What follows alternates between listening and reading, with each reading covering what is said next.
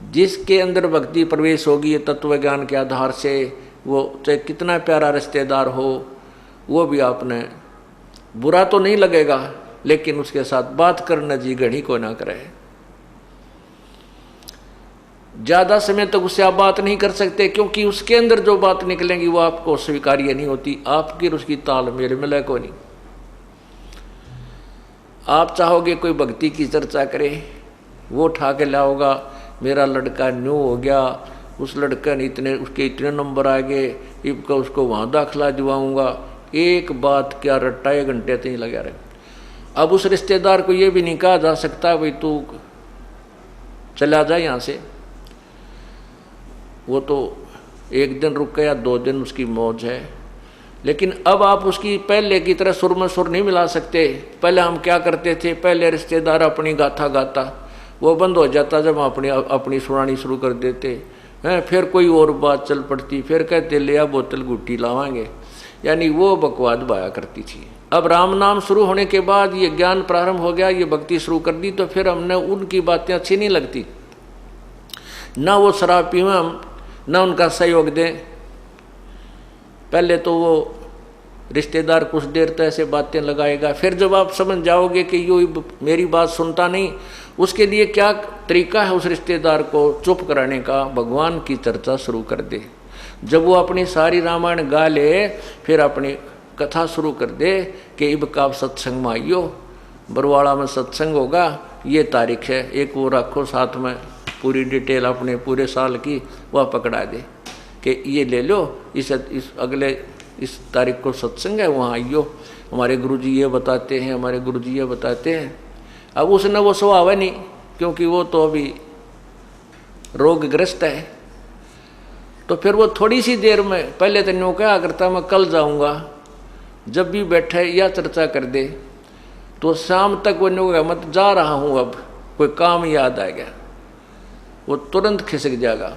ये नहीं कि हम उसको यहाँ से उठाना चाहते थे, नहीं, बेशक रुको, हमारा उद्देश्य है कि उसको भगवान के रंग में रंगे, ये हमारा रिश्तेदार है, क्योंकि रिश्तेदारी के कहते हैं 7 पीढ़ी तक का नाता होता है। आपका रिश्तेदार आपको बुरा थोड़ा लगता है, जैसे अपनी लड़की ब्याह दियो बटेऊ बेटियाँ के साला गया करें। अब उसको हम नहीं चाहते कि वो भाग जा, हम चाहते हैं राम नाम पर लाग जा, लेकिन वो राम नाम पर लागे नहीं तो हमारी भक्ति में बाधा करेगा, और बैठ कर बकवाद करेगा के मन के मन। तो उसके लिए ये राम नाम एक ऑल आउट का काम करेगा, जिस तरह मच्छर का कराया करें। जब वो रह गया उसमें तो उसका भक्ति असर करेगी, वो जरूर शरण में आओगा और अच्छे कर्म करेगा। और जब वो भक्ति पे लागण का नहीं होगा तो ऑल आउट उसको बाहर कर देगी, चला जाएगा। ठीक है, बुरा फिर भी नहीं लगता, लेकिन ये जरूर ज्ञान है कि राम नाम पर नहीं लगता, ये दुख बहुत पावेगा। परमात्मा की भक्ति बिना कोई जीव आज तक सुखी नहीं हुआ और ना ही होगा।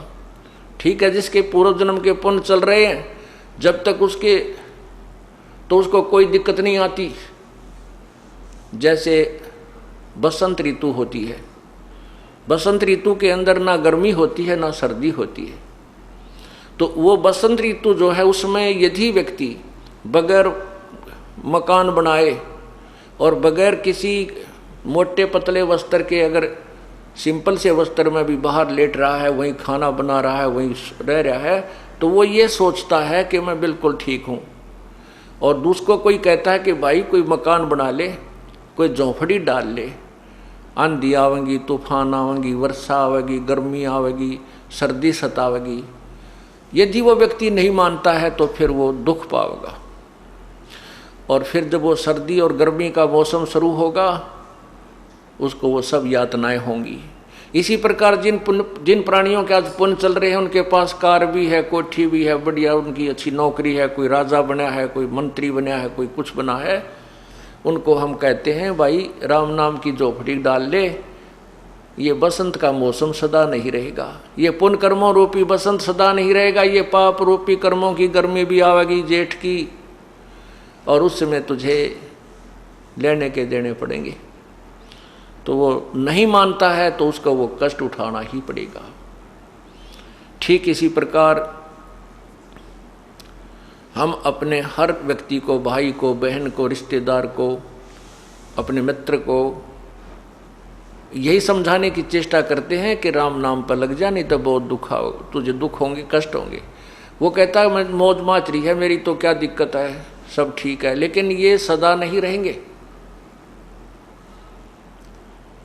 परमात्मा कहते तू जाने मेरी ऐसे डबेगी हरदम लेखा भरना रे। ये तो एक एक श्वास का हिसाब किताब है।